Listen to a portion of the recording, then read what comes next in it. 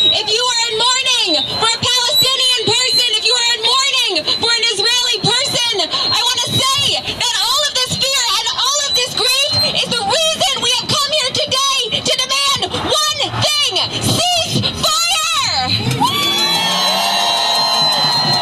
Yes, to every Palestinian person here today, I want to say we see you, and we will never stop fighting by your side for an end to occupation, an end to the siege, an end to apartheid, and we will not look away from the horrifying, unfolding genocide that is happening right now in Gaza. Ceasefire! As a rabbi, so many people in my community, so many Jewish people in my life are in mourning right now. People that I love are grieving family members and beloved friends and students who were brutally killed.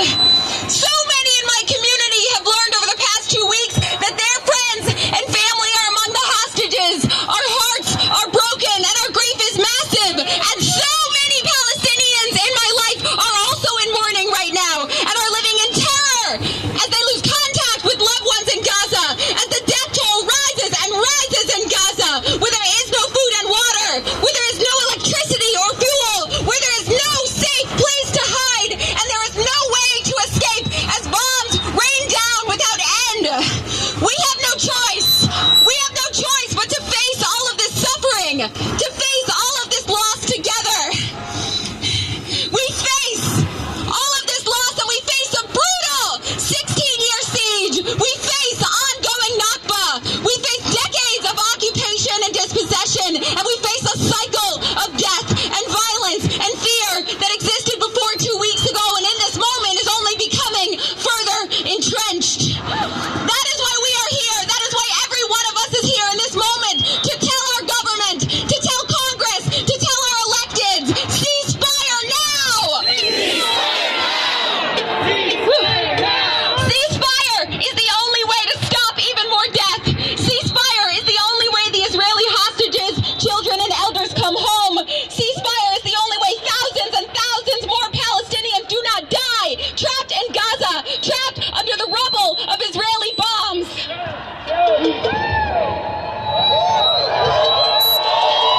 Yes, we are here to tell our representatives no more of our tax money for massacre in Gaza.